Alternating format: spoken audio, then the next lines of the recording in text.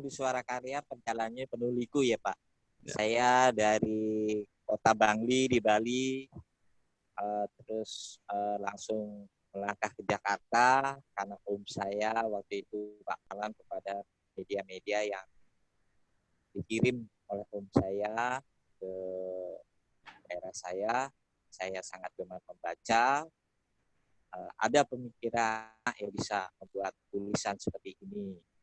Kemudian kami pindah ke Jakarta, kuliah dari SMP sampai universitas. Kebetulan saat di universitas saya Fakultas Hukum, bidang hukum, ada rubrikasi hukum di Suara Karya dan saya ikut sebagai tim pengisinya. Kami di sana mendapat sentuhan-sentuhan dari, kalau tidak salah, des politik waktu itu Pak. Ya tulisannya jangan terlalu ilmiah, tolong sedikit dipopulerkan. Oleh ada sentuhan-sentuhan seperti itu Pak. Tetapi setelah saya menyelesaikan kuliah, sedikit berubah cita-cita saya Pak, ingin menjadi hakim. Tapi saat menunggu tes hakim, ada lowongan di Suara Karya. Nah, saya ikut mendaftar, saya cukup berbangga juga Pak, karena pesertanya sekitar hampir 1.200 orang dari seluruh Indonesia. Saya termasuk 100 yang terpilih. Kemudian diseleksi lagi menjadi 20 yang terpilih. Akhirnya tinggal 16 Pak, itu yang dididik dan kami bersyukur.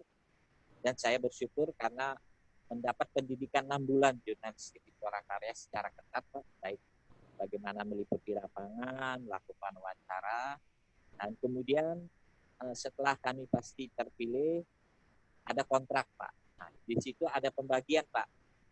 Ini sekitar 4 orang ke bidang olahraga, 3 orang ke bidang politik, sesuai dengan bidang yang membutuhkan Pak.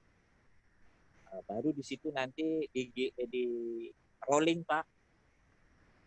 Tetapi saya baru rolling dari ibu kota, des ibu kota, kemudian di rolling ke olahraga, belum. Setelah selesai itu tidak ada rolling lagi karena memang dibutuhkan Pak. Sangat dibutuhkan tenaga wartawan baru. Akhirnya disuruh memilih Pak.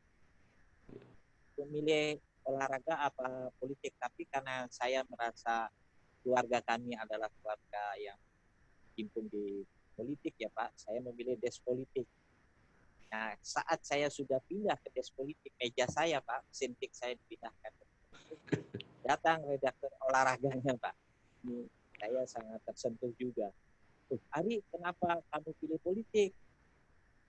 Ya Pak, saya ingin di bidang politik. Tapi kata-kata yang menyentuh saya, jadi kamu tidak senang sama teman-teman di olahraga ya? Tidak senang sama saya ya?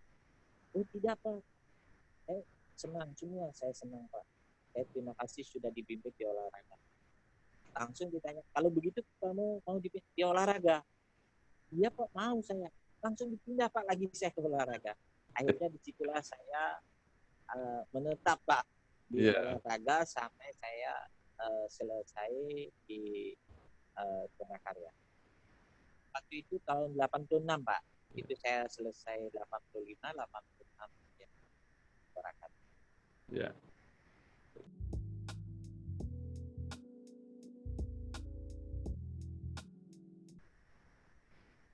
Tentunya waktu itu Pak, olahraga adalah bidang yang membuka kesempatan untuk bisa meliput di luar negeri.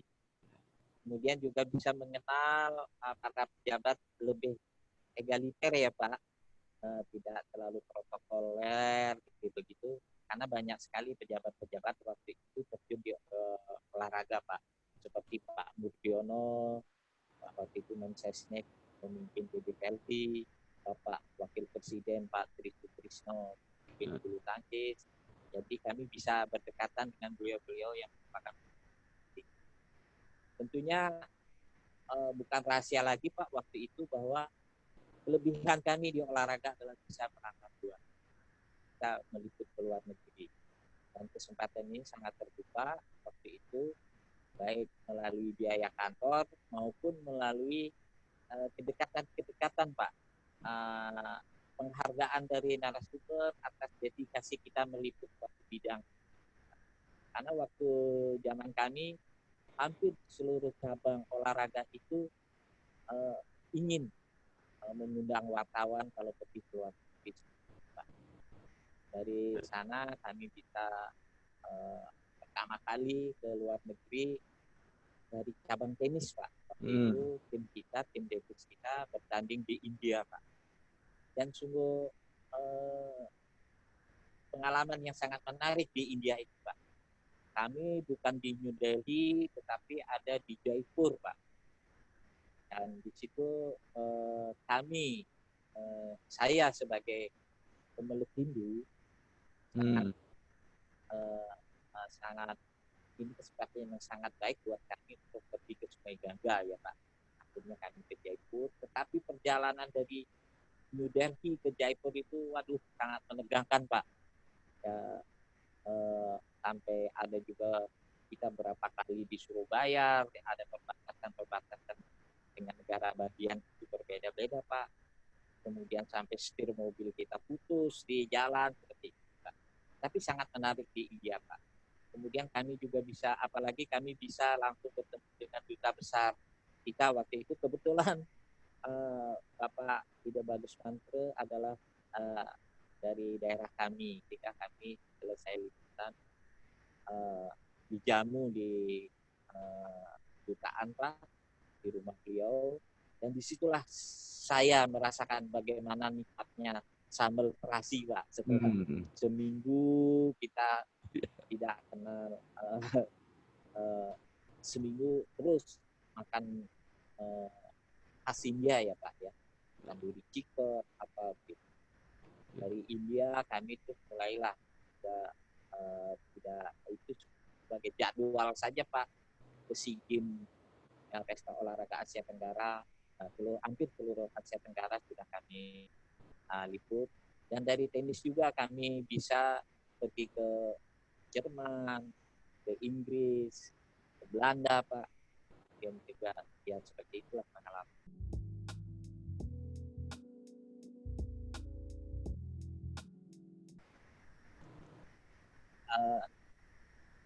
Tentu pengalaman yang menarik ketika kami meliput tenis Wimbledon Pak. Yeah. Nah ini kan tidak sembarangan wartawan yang bisa meliput ke Wimbledon Pak. Selain sudah yang bisa meliput itu terseleksi Pak. Tidak bisa sekarang mau meliput sekarang bisa. Nah tetapi kami karena waktu itu mendapat hadiah undian dari turnamen Probo Sutejo Pak, kami mendadak ke sana. Kami nekat saja ke sana. Tetapi ternyata tidak bisa langsung mengurus ID apa, oh tidak bisa, sudah tutup. Nah, tetapi kami ada penyelamat kami di sana Pak. Mungkin Bapak kenal pengamat tenis almarhum Benny Maidili. Ya. Nah, itu beliau sudah sangat akrab di Wimbledon. Lalu kami diajak mendaftar, tetap ditolak. Nah, disitulah argumennya Pak Benny bilang, bagaimana kamu tega? Ini orang Indonesia melintasi benua, terbang hampir berjam-jam, kamu tolak lagi. Kalau tidak bisa, tolong diganti tiketnya atau apanya. Wah, kalau begitu gimana? Katanya. Akhirnya dikasih kami Pak waktu itu berdua meliput Wimbledon. Dan di situ pun di Wimbledon tidak bisa sembarangan juga Pak, walaupun sudah mendapat IB.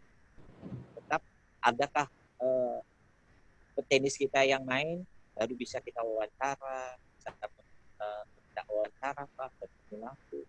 Kebetulan waktu itu ada petenis kita Yayu Basuki Pak yang bermain. Jadi kami berkesempatan untuk menikmati bagaimana ruangan tes di Wimbledon yang kita.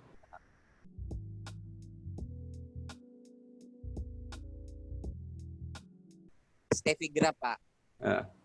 Ya, kami waktu itu sangat bangga ya karena dia ratu tenis dunia Pak, sangat dibeberkan hal itu. Siap kontennya. Kemudian kami waktu meliput Fed Cup di Inggris, kami juga sempat wawancara dengan Gabriel Sabatini, waktu itu juga sudah populer Pak. Kemudian untuk petenis internasional tentunya dari India Pak, Ramesh Krishna, kemudian juga Leander Paes Pak.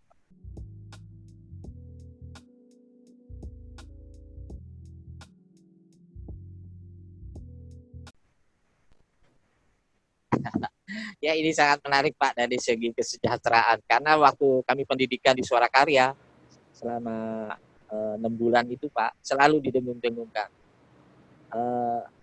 Kalau mau menikmati keliling dunia, jadilah wartawan. Kalau mau menikmati ini, jadilah wartawan. Kalau ingin kenal dengan para tokoh-tokoh pemerintahan apa, jadilah wartawan.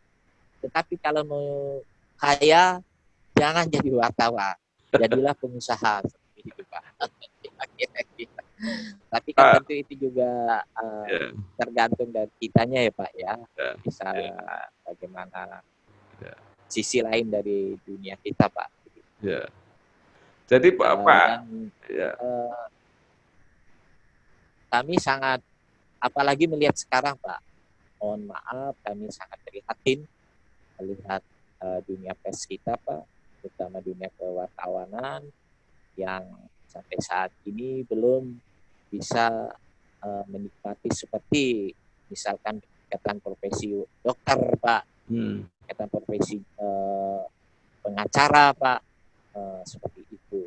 Mungkin ini perlu dipikirkan nanti ke depannya seperti apa, bahwa wartawan itu profesi yang sangat agung Pak, yang perlu juga diimbangi oleh aturan-aturan bahwa tidak sembarangan orang mengaku wartawan Pak. Tidak boleh seorang netizen baru bisa bikin status, baru bisa YouTube, apa sudah mengaku sebagai wartawan Pak. Iya, jadi ini sangat bias. Orang bisa nulis di blog Pak, sudah mengaku wartawan Pak. Tentunya ini sangat menggerus ya Pak, keagungan dari profesi sebagai wartawan.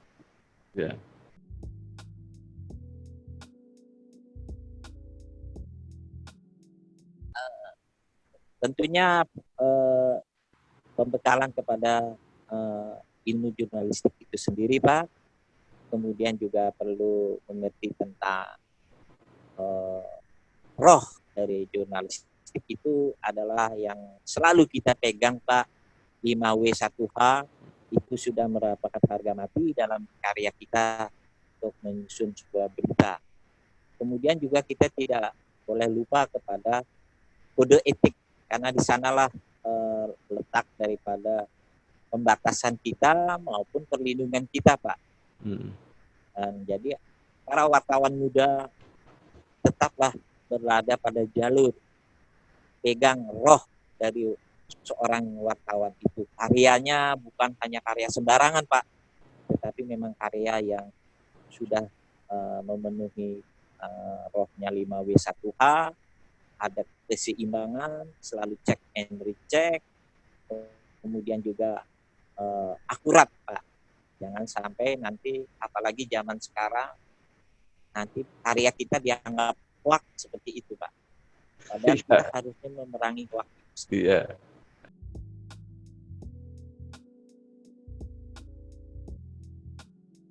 Selain itu Pak, mungkin bekal untuk teman-teman, tetap semangat bagaimanapun juga, teruslah berkarya.